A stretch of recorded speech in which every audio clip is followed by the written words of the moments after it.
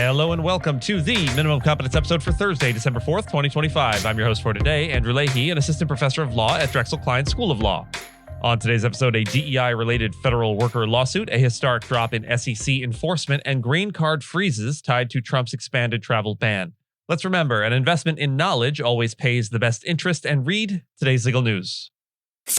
On this day in legal history, December 4th, 1944, the U.S. Supreme Court issued its decision in Skidmore v. Swift & Co., a case interpreting the Fair Labor Standards Act, or FLSA. The plaintiffs were firefighters employed by a private company who sought overtime pay for time spent waiting on the employer's premises, even when not actively fighting fires. The court ruled that such waiting time could qualify as compensable work depending on the circumstances, a fact-intensive inquiry rather than a rigid legal rule. More significantly, the court declined to treat the Department of Labor's interpretation of the FLSA as binding. Instead, Justice Jackson, writing for the court, articulated what became known as Skidmore deference, explaining that agency interpretations are entitled to respect based on their power to persuade, not their authority. This approach emphasized judicial independence while still valuing agency expertise, setting a flexible standard for reviewing administrative interpretations. For decades, Skidmore shaped the way courts evaluated regulatory guidance, particularly where statutes were silent or ambiguous. That changed in 1984 when the court decided Chevron USA Inc. v. NRDC, introducing a more deferential two-step test that often required courts to uphold reasonable agency interpretations. That is so-called Chevron deference, and the Chevron case effectively sidelined Skidmore, making agency interpretations more binding than persuasive.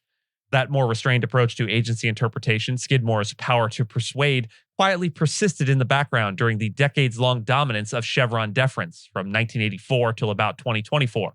But on June 28, 2024, in Loper Bright Enterprises v. Raimondo, the Supreme Court formally overruled Chevron, declaring that courts must exercise independent judgment in interpreting statutes, even when those statutes are ambiguous. The court emphasized that the Administrative Procedure Act assigns to the judiciary, not agencies, the duty to, quote, decide all relevant questions of law, and interpret statutory provisions without default deference to agency views. In doing so, the court explicitly endorsed the Skidmore model of respect rather than deference, reaffirming that agency interpretations may still inform judicial decisions, but only to the extent that they are actually persuasive. So, 80 years after Skidmore was decided, its modest, judge-centered vision of statutory interpretation has once again become the new law of the land. A group of former federal employees filed a proposed class action lawsuit in the U.S. District Court for the District of Columbia, alleging the Trump administration unlawfully removed them from their jobs due to their work in diversity, equity, and inclusion programs, or DEI. The plaintiffs claimed the dismissals were politically motivated and violated their First Amendment rights, as well as Title VII of the Civil Rights Act. According to the complaint, the reductions in force went beyond typical administrative turnover, instead constituting a deliberate effort to punish perceived political opponents. The plaintiffs argue they were targeted because they held, or were believed to have held, roles connected to DEI initiatives, which President Donald Trump vocally opposes. The lawsuit points to executive orders that allegedly discriminated against women, people of color, and non-binary individuals. Defendants named include the White House, Justice Department, CIA, Defense Department, Federal Reserve, Labor Department, and Treasury. The plaintiffs are seeking reinstatement, back pay, restoration of seniority, and attorney's fees. Under President Trump's second administration, the U.S. Securities and Exchange Commission, or SEC, is on track for its lowest number of earnings fraud and auditor liability enforcement actions since the Reagan era. So far in 2025, only 20 such cases have been filed, far below the historical average of 79 per year since Trump's first term began in 2017. The decline is attributed to leadership changes, a 43-day government shutdown, shifting agency priorities, and a shrinking SEC staff due to retirements and buyouts. SEC Chair Paul Atkins has emphasized targeting only the most harmful and deliberate frauds, deprioritizing minor or technical violations. Enforcement is also slow due to procedural constraints, including legal challenges limiting the use of in-house judges and forcing more cases into federal court.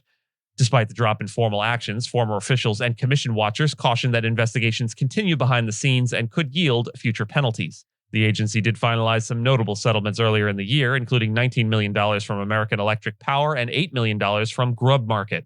However, enforcement activity has since dropped steeply, marking the largest first-year decline following a presidential inauguration since the 1980s.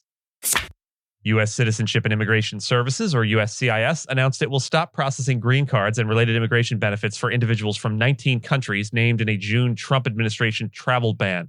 This expanded restriction follows a separate decision by the State Department to suspend visa processing for Afghan nationals after a deadly shooting involving 2 National Guard members in Washington, D.C.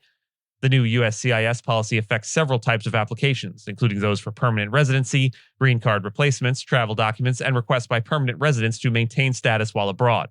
The halt applies regardless of when the applicant entered the U.S. The agency cited national security concerns as the reason for the changes and indicated all affected individuals may face renewed interviews or screenings. The travel ban currently includes countries such as Afghanistan, Iran, Somalia, Venezuela, and others, with reports suggesting the administration plans to expand the list to about 30 nations. The memo emphasized that individuals from these, quote, high-risk countries of concern who arrived in the U.S. after January 20th of 2021 are subject to reevaluation. And with that, and as always, I thank you so much for listening to Minimum Competence, your daily news podcast for lawyers. If you're looking for more than Minimum Competence, links to further reading and all the topics touched on today are in the show notes. And reviews go a long way towards helping new listeners to find our show. If you have a moment, leave a rating or review on your podcast player. We'd sure appreciate it. And if you know someone that might be interested in a story we cover, consider sending them the episode. But remember, nothing here should be construed as legal advice because it is certainly never that. Minimum Competence is available at minimumcomp.com and wherever you get your finely crafted podcasts. If you haven't checked out the website in a while, give it a look. There are complete transcripts and resources for each episode and its corresponding segments, as well as an opportunity to receive new episodes in email, newsletter, form. We'll see you back here tomorrow, and until then, remember, well done is better than well said.